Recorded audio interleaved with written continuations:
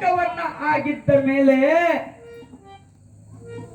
ಕೂಸಿನ ಹೊಟ್ಟಿಯ ಒಳಗಿನ ಎದಿ ಒಳಗಿನ ಕಳ್ಳವನ್ನು ಕಿತ್ತಿ ಬಿದ್ದಿದ್ದ ಮೇಲೆ ಎಲ್ಲ ಕೆಸರವೆಲ್ಲ ರಕ್ತವನ್ನಾಗಿತ್ತು. ಆಮೇಲೆ ತಾಯಿಗಳನ್ನ ಕಡವನ್ನ ತಗೊಂಡು ತುಂಬಿದ ಕೊಡವನ್ನು ಮನಿ ಕಡೆ ತಕ್ಕೊಂಡು ಬಂದು ನೋಡುತ್ತಾರೆ. ಒಳಗನ್ನ ಕೂಸಿಲ್ಲ, ಹೊರಗನ್ನ ಕೂಸಿಲ್ಲ, ಅಕ್ಕಪಕ್ಕದಲ್ಲಿ ಕೂಸಿಲ್ಲ. ಆ ಕೂಸನ್ನು ಹುಡುಕಾಡುತ್ತಾರೆ. ತಂಗಿ ದೃಷ್ಟಿಯನ್ನು ಕೆಸರಿನ ಒಳಗೆ ಹೋಗುತ್ತದಲ್ಲ. ಆ ಸಮಯದಲ್ಲೇ ಆ ತಂಗಿ ಅಂತಾಳಲ್ಲ, ಯಾಕ ಕೂಸನ್ನು ನಮ್ಮ ದನಿ ನಮ್ಮ ಬಜಿರಾಯನು ಕೆಸರಿನೊಳಗೆ ತುಳಿದಾರಲ್ಲ, ಎಂತ ಘಾತವೈತಲ್ಲ. ನಿಮ್ಮ ಪಾಂಡುರಂಗಗ ಬೆಂಕಿ ಹತ್ತಲಿ,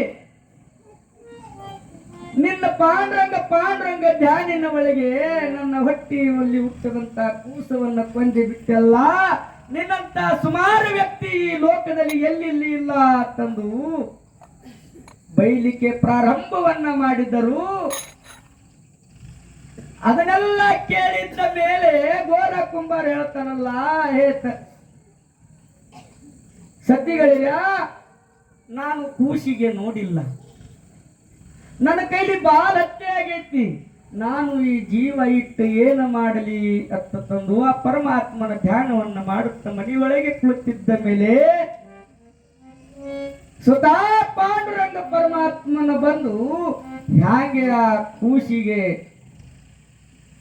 ಜೀವದಾನವನ್ನ ಕೊಟ್ಟು ಆ ಸತಿಪತಿಯರನ್ನು ಕೂಡಿಸಿ ಹೋಗಿದ್ದಲ್ಲ, ಅದೇ ರೀತಿ ನಾವು ನಮ್ಮ ಪ್ರಪಂಚದೊಳಗೆ ನಮ್ಮ ಸಂಸಾರದೊಳಗೆ